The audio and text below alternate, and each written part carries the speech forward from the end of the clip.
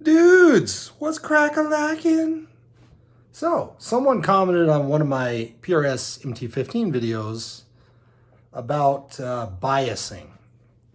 And I thought it was an excellent question. I thought it would make a good video, actually. Since I changed the 6L6 tubes in this amp, I didn't rebias it. So, we're going to see how it's checking out. So, you know, it's partly what I need to do and partly informative, I suppose. So let's go over some basic things you need. You need a PRS MT15 head.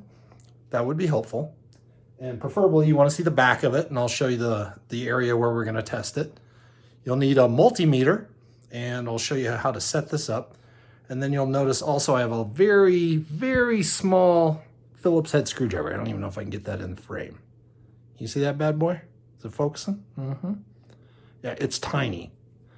And that's, you'll adjust the little screw left or right, just like you would any screw head, to adjust hotter or colder. So let's get into it. I'll show you a little bit of literature I found on the MT15 head as to what we should be looking for number-wise. So, all right, dudes. So, here's a little diagram that I found online.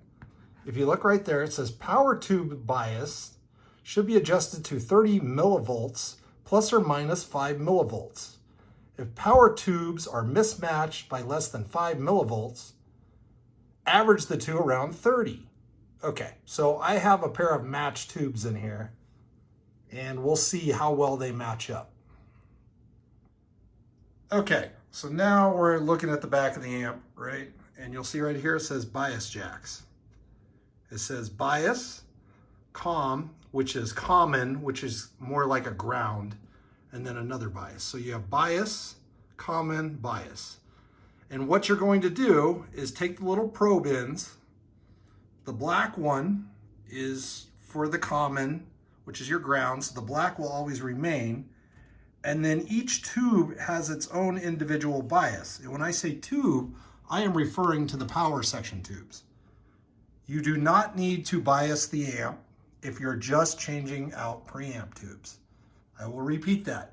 If you are just changing preamp tubes, you do not need to rebias the amp.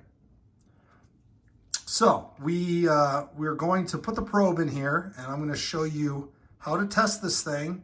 It's very easy to do. It's very safe. If some amps, sometimes this particular amp, it has it on the back, which is really nice, but some amps, like I bet this Marshall, I haven't turned it around, but if I was to rebias this Marshall, I bet I would have to put it on the little tester points, and I would probably be exposing what is the dangerous part of the amp, which are the filter caps, which hold up to like 400 volts, 500 volts, somewhere in there. And if you touch that thing and it had that plate voltage on it, it would shock your heart and could possibly stop your heart. And, and they say it could kill you. If your heart stopped, it could probably kill you. So just word of caution, don't be sticking your hands in the amp unless you know what you're doing. This is pretty safe. I don't want to say it's foolproof. I mean, if you over bias the tube, you could heat it up and it would not, it wouldn't last very long if you're running your tubes too hot. So let's test these tubes. Okay, guys. So now we're staring at the back of the amp. I have these little probes. There's a red and a black one. What you want to do is take your multimeter. COM is your black, right? Your common.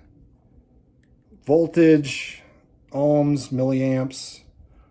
We are after, so let me explain this real quick because this is important. So how you're going to use this is you're going to use it on DC current. And I know that actually sounds counterintuitive, but obviously the power coming out of your wall outlet is alternating current, how it gets to your house. But your amplifier takes that alternating current, puts it into the rectifier, yeah. And so all tube amps have rectifiers. It's not just the dual rectifier, by the way. They have a power tube rectifier. That's a little different story, different day. Anyways, so it takes that alternating current, turns it into direct current, and therefore we need to test for direct current. So that's key. So if you look at your multimeter, there's a V with a squiggly line, that means alternating current. And then there's a V with a line and 3 dots, that means direct current. Just know that going in. So I know you can't read this on my multimeter, but we are testing for 30 millivolts. So I'll set this around 200, and hopefully that reading will come through pretty clear. The other thing we need to do is we need to turn the amp on. That's important. So we'll let it warm up a second, you know. Let's hang out with you guys. What are you guys doing? It's Sunday, you know. Just let it heat up. Yeah. You guys learn any new licks? You know, any new jams? All right, let's test it out. Okay, so what you're gonna do, common, black, goes in the middle. It's that easy. You just poke the probe in. See if I can prop this up so you guys can see it. Okay, so I'm biasing the left one. It's coming in, it's clocking in at 21.0. So that's running pretty cold, actually. This one's clocking in at 21.5, 21.6. So they're pretty well matched tubes, actually. 20, I got these from Tube Depot. I love those guys. They have really good quality tubes.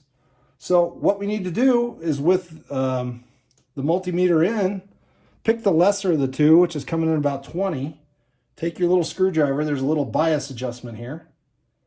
Match it up on the adjustment.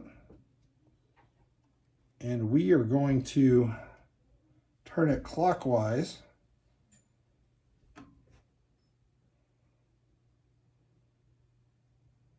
To get her cooking. All right, I'm a little hot now. Trying to get to 30 is where we're shooting. So I got 30.5. And then if we test the other side now,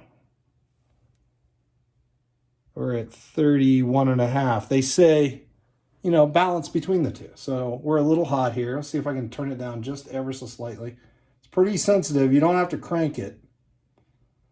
It's just a slight adjustment. So there it goes.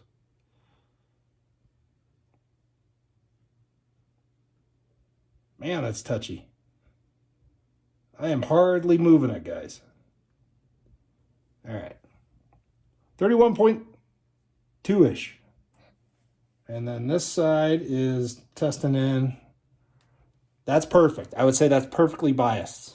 So one's kicking in at about 29, the other's kicking about 31. They average out to 30. We're there. We're done. That's it. That's all we need to do.